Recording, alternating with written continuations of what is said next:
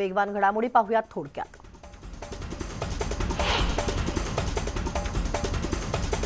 ST संपावर आज हायकोर्टात महत्त्वाची सुनावणी होणार आहे। एसटी महामंडळाचं शासनामध्ये विलीनीकरणाच्या मागणीवरून राज्यात काही जिल्ह्यांमध्ये सध्या एसटी कर्मचारी संपावर आहेत। या संदर्भातील अहवाल शासनानं हायकोर्टाकडे सुपूर्द केलाय, त्यावर सुनावणी होणार आहे। त्यामुळे आता कर्मचाऱ्यांचा संप मिटेल का आणि एसटी कर्मचाऱ्यांचा संप सुरूच राहील का हे आज स्पष्ट होणार आहे। त्यामुळे एकूणच आज होणाऱ्या सुनावणीच्या वेळी हायकोर्ट काय निर्णय देणार याकडे राज्यातील तब्बल 92,000 एसटी कर्मचाऱ्यांचं लक्ष लागलंय।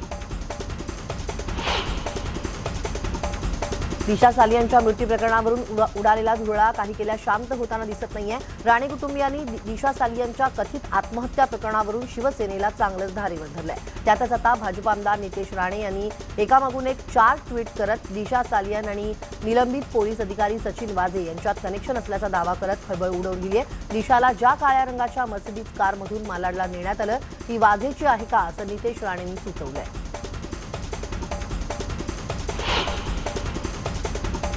दरम्यान नितेश राणेंच्या ट्विटनंतर आता मुंबईच्या महापौर किशोरी पेडणेकर यांनी दिशा सालियनच्या कुटुंबियांची भेट घेतलेली आहे। त्या भेटीला गेल्या दिशाचे आई-वडील मानसिक तणावात असून राज्य महिला आयोगाच्या 2 सदस्याही त्यांच्या सोबत होत्या। दिशा सालियन यांच्या पोस्टमॉर्टम अहवालात तिच्यावर कोणताही बलात्कार किंवा खून झाला नसल्याचं स्पष्ट करण्यात आलं होतं। तरीही भाजपचे नेते स्वतःची राजकीय पोळी भाजण्यासाठी दिशा सालियनच्या मृत्यू प्रकरणी असंवेदनशील राजकारण करत असल्याचा आरोप त्यांनी केलाय।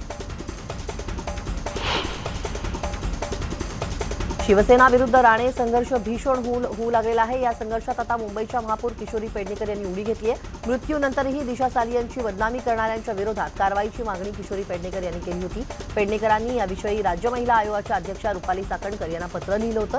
राज्य महिला आयोगानं त्याची दखल घेत 48 तासात अहवाल सादर करण्याचे आदेश पोलिसांना दिले।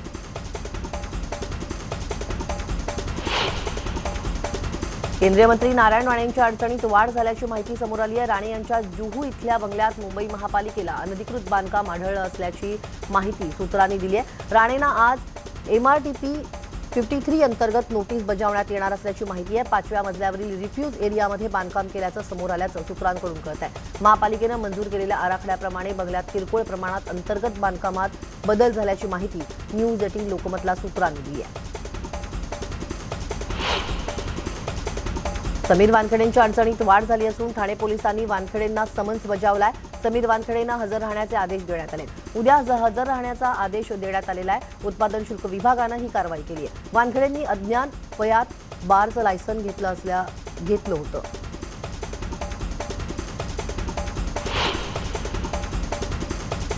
माजी पोलीस आयुक्त परमबीर सिंग यांच्या याचिकेवर आज सुप्रीम कोर्टात सुनावणी होणार आहे। सकाळी 11 वाजता सुनावणी पार पडणार होती। परमबीर यांनी महाराष्ट्र पोलिसांनी त्यांचा छळ केल्याचा आरोप त्यांनी केलाय। यावर आज सुनावणी पार पडणार आहे। राजकुंद्रा पॉर्नोग्राफी प्रकरणी 4 जणांना अटक करण्यात आली आहे। मुंबई क्राईम ब्रांचने ही कारवाई केली आहे। एका आरोपीला वर्सोवा तर 3घांना बोरिवली परिसरातून अटक करण्यात आली आहे। या आरोपींमध्ये कास्टिंग डायरेक्टरचा देखील समावेश असून त्याच्या 3 सहकाऱ्यांचा समावेश आहे। नरेश कुमार, रामअवतार पाल, सलीम गुलाब सय्यद, अब्दुल गुलाब सय्यद, अमन सुभाष बरनवार अशी आरोपींची नावं आहेत। त्यांच्यावर मॉडेल्सकडून जबरदस्तीनं पॉर्नोग्राफी करून घेतली जात असल्याचा आरोप करण्यात आला आहे।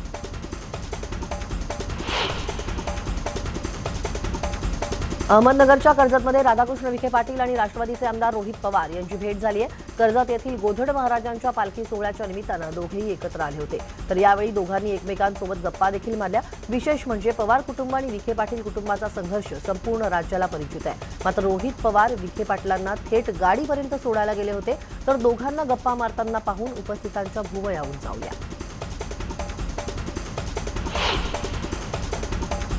औरंगाबादच्या जिल्हा परिषदमधून विकास कामांचा निधी मंजूर करण्यासाठी 5% मागितल्याचा खळबळजनक आरोप खासदार इम्तियाज जलील यांनी केलाय। जलील यांनी मतदारसंघातील रस्त्यांचा विकास करण्यासाठी निधीची मागणी केली। मात्र निधी मंजूर करण्यासाठी बांधकाम सभापती किशोर बलांडे यांनी 5% मागितल्याचा आरोप त्यांनी केला। या संदर्भात त्यांनी सोशल मीडियावर पोस्ट करत मुख्यमंत्री उद्धव ठाकरेंनाही टॅग केलंय। तर दुसरीकडे किशोर बलांडे यांनी हे सगळे आरोप फेटाळून लावलेत। जलील यांनी एकही प्रस्ताव आपल्याकडे पाठवलेला नसून त्यांनी केलेल्या आरोपांबद्दल आपण कायदेशीर कारवाई करणार आहोत अशी प्रतिक्रिया व्यक्त केली।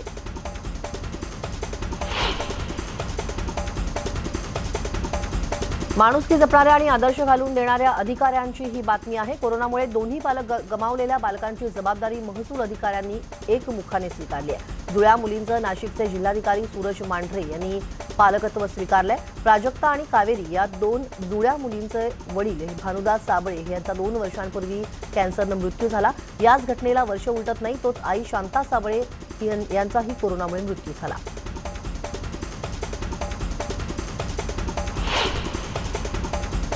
पुण्यात मनपा निवडणुकीच्या तोंडावर पाणी प्रश्न पेटणार असल्याचं दिसतंय। जलसंपदा विभागानं दरवाढ प्रस्तावित केली असून तब्बल 5 पट दरवाढ करण्याचा प्रस्ताव आहे। यापूर्वी 1000 लिटरसाठी महापालिका 30 पैसे देत होती, तर आता 1000 लिटरसाठी ₹1.5 द्यावा लागणार आहे। प्रस्तावित दरवाढ महापालिकेत मंजूर झाल्यावर पुणेकरांच्या खिशाला वाढीव पाणीपट्टीचा झटका बसणार आहे।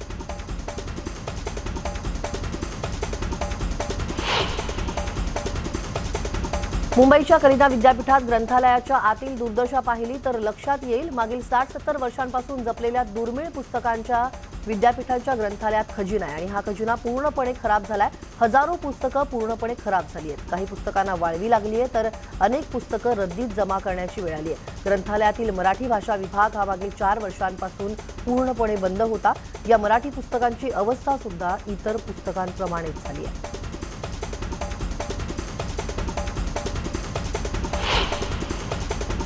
गडचिरोलीच्या जिल्ह्यात वडसा देसाईगंज या ठिकाणी एकमेव रेल्वे स्थानक आहे। वर्दळीच्या या रेल्वे मार्गावर रेल्वे प्रशासनानं कोरोनानंतर केवळ एकच गाडी सुरू केल्यानं प्रवाशांची मोठी अडचण होते।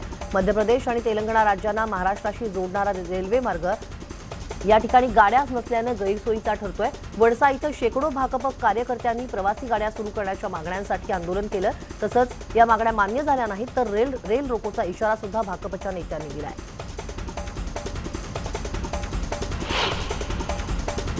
दुग्ध आणि पशुसंवर्धन विभागाच्या वतीनं वाटण्यात आलेल्या गायी आणि शेळीपालन योजनेअंतर्गत लाभार्थ्यांची चुकीच्या पद्धतीनं निवड केल्याचा काही जिल्हा परिषद सदस्यांनी आरोप केला। सुरुवात भाजपच्या सदस्यांनी केली आणि त्यानंतर भाजपसोबत काही सत्ताधारी काँग्रेस सदस्य देखील आक्रमक होत एकमेकांच्या अंगावर धावून गेल्याचं पाहायला मिळालं।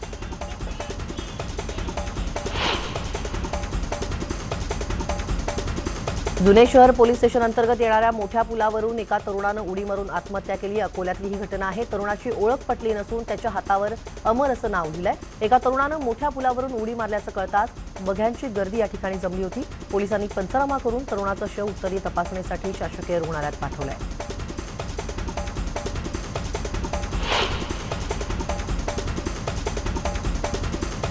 नवी मुंबईत नायजेरियन नागरिकांसोबत आता बांगलादेशी नागरिकही अंमली पदार्थ विकत असल्यानं नवी मुंबई पोलिसांची डोकेदुखी वाढली आहे। पनवेल तालुका पोलीस ठाण्याच्या हद्दीत खारपाडा आपटा फाटा इथं अंमली पदार्थ विक्रीसाठी येणार असल्याची माहिती मिळताच वरिष्ठ पोलीस निरीक्षक रवींद्र दौंडकर आणि त्यांच्या पथकानं सापळा रचून बांगलादेशीला अटक केलेली आहे। आरोपींकडून यावेळी 13,25,000चे अंमली पदार्थ जप्त करण्यात आले।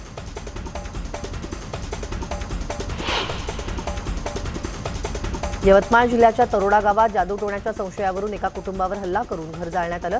या घटनेत 1 जण गंभीर जखमी तर 3 जण किरकोळ जखमी झालेत। जखमींवर नागपूरच्या सिटी हॉस्पिटलमध्ये उपचार सुरू आहेत। या घटनेतील गंभीर जखमी असलेला विनायक भोरे याची मृत्यूशी झुंज सुरू आहे।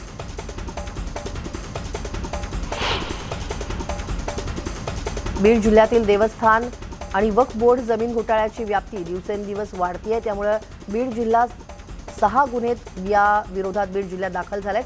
आज बीड शहरामधील सारंगपुरा मस्जिदची 25 एकर 38 गुंठे जमीन हडप केल्याप्रकरणी उपजिल्हाधिकाऱ्यास आणि 7 महसूल अधिकाऱ्यांविरुद्ध गुन्हा दाखल करण्यात आला आहे।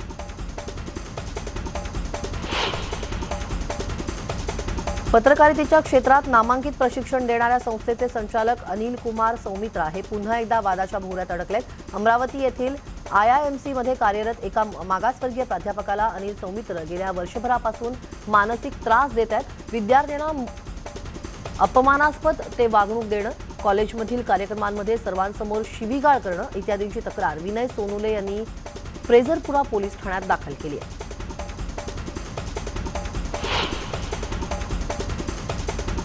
परभणी शहरातील वसमत रोडवर परिसरातील एका दुकानाला आग लागल्याची घटना घडली। या दुकानाला पहाटेच्या सुमारास आग लागली असून आगीमध्ये दुकानातील लाखो रुपयांच्या साड्या आणि इतर साहित्य जळून खाक झालंय। या दुकानांमध्ये छोटे व्यापारी आणि लग्न समारंभासाठी लागणाऱ्या साड्या यांची होलसेल दरात विक्री केली जात होती।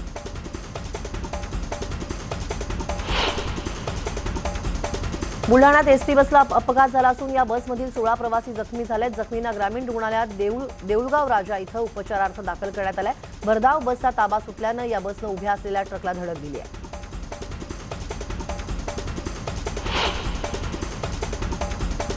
चंद्रपूरच्या महाऔषधिक वीज केंद्र परिसरात एका वाघाला जेरबंद करण्यात वन विभागाला यश आलं. या वाघानं एका कामगाराचा बळी घेतला होता. तेव्हापासून परिसरात दहशत पसरली होती. दरम्यान वन्यजीव विभागाचे मुख्य वनसंरक्षक यांनी वीज केंद्रातील 4 वाघांना पकडण्याचे आदेश दिलेत. त्यानंतर वनपथक या वाघांचा शोध घेत होतं. अखेर या एका वाघाला पकडण्यात आता यश आलंय.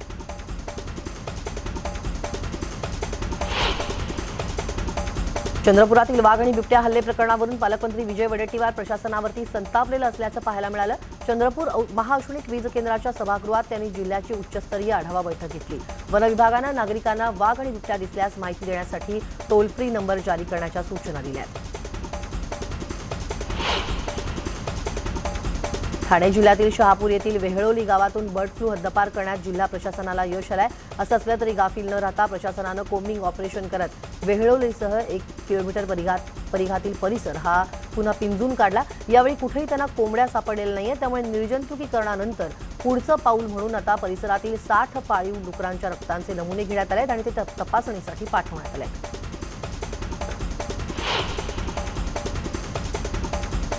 सांगली जिल्ह्यातील बिळूर येथील श्री काळ भैरवनाथ देवाच्या यात्रेनिमित्त वाळू ओढण्याची अनोखी स्पर्धा मोठ्या उत्साहात वातावरणात पार पडली. बिळूर ते वज्रवाड रस्त्यालगत असलेल्या हायस्कूलच्या परिसरात ही स्पर्धा आयोजित करण्यात आली होती. या स्पर्धेमध्ये बिळूर येलदरी येथील 33 बैलजोड्यांनी सहभाग घेतला. एक स्पर्धक बैलजोडीसह एका स्पर्धकाला 10 मिनिटांचा वेळ या स्पर्धेत दिला जातो.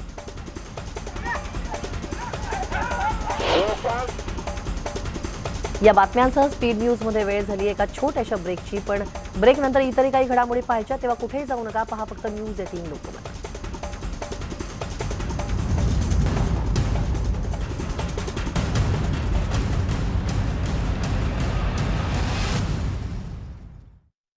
ब्रेकनंतर तुमचं पुन्हा एकदा स्वागत. बातम्या पाहूयात थोडक्यात. रशिया युक्रेन वाढत्या तणावामुळे शेअर बाजारात घसरणीचे सत्र कायम आहे. दिवसाच्या सुरुवातीला सेन्सेक्स 150 अंकांनी गडगडलाय. त्यामुळे गुंतवणूकदारांमध्ये अनिश्चितता पाहायला मिळते. आज दिवसभरात सातत्यपूर्ण कामगिरीच्या अभावामुळे सेन्सेक्स आणि निफ्टीमध्ये घसरण झाली आहे. सेन्सेक्स 150 अंकांची सेन्सेक्समध्ये घसरण झाली आहे तर निफ्टी 17,200 अंकांच्या नजीक बंद झालाय.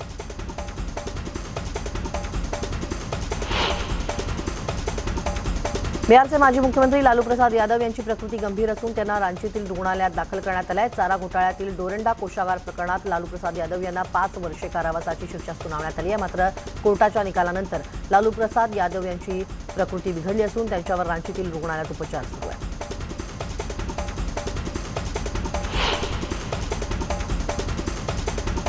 डेरा प्रमुख गुरमीत राम रहीमला खलिस्तान समर्थकांकडून धमकी देण्यात आली आहे. त्यामुळे हरियाणा सरकारनं गुरमीत राम रहीमला Z+ सुरक्षा दिली आहे. तरुणींवर बलात्कार आणि एका पत्रकाराची हत्या केल्याप्रकरणी राम रहीम जन्मठेपेची शिक्षा त्याला सुनावण्यात आलेली आहे. सध्या राम रहीम फर्लो रजेवरती आहे.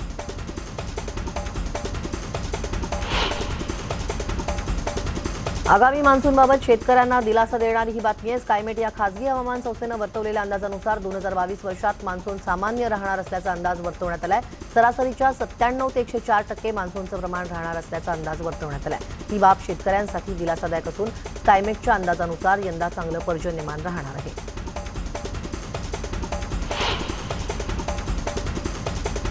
आंतरराष्ट्रीय घडामोडी पाहूयात. आगामी 15 मार्चपासून नियमित आंतरराष्ट्रीय उड्डाणं पुन्हा सुरू होणार असल्याची शक्यता आहे. यासाठी परदेशातून येणाऱ्या जाणाऱ्या प्रवाशांसाठी देशातील विमानतळांवरती प्रभावी मानक कार्यपद्धती अवलंबली जाणार आहे.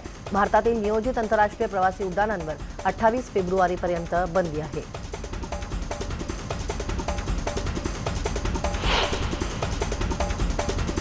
युक्रेनच्या मुद्द्यावर मोठं पाऊल उचलत रशियाचे अध्यक्ष व्लादिमीर पुतीन यांनी पूर्व युक्रेनमधील डोनेत्स्क आणि लुहान्स्क या बंडखोर भागांना स्वतंत्र देश म्हणून मान्यता दिली आहे. सोबतच सुरक्षा कराराची घोषणा देखील केली आहे. पुतीन यांनी युक्रेनच्या लष्कराला दोन्ही भागांवर गोळीबार थांबवण्याचे निर्देश दिलेत. करारानुसार त्यांच्या सुरक्षेची जबाबदारी आता रशियाची आहे असं देखील पुतीन यांनी म्हटलंय.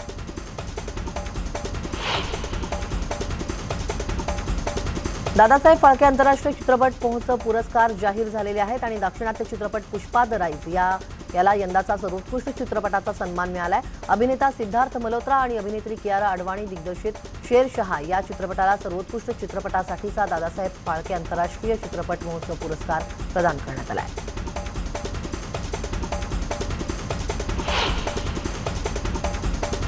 दीपिकाच्या गहराया या सिनेमाला प्रेक्षकांनी सुमार म्हणत फ्लॉपच्या यादीत टाकलाय. आता अशातच दीपिकानं गहरायाची सक्सेस पार्टी एन्जॉय केली आहे आणि असं म्हटल्यावर काय होणार, नेटिझन्सनी तिला ट्रोल करायला सुरुवात केली आहे.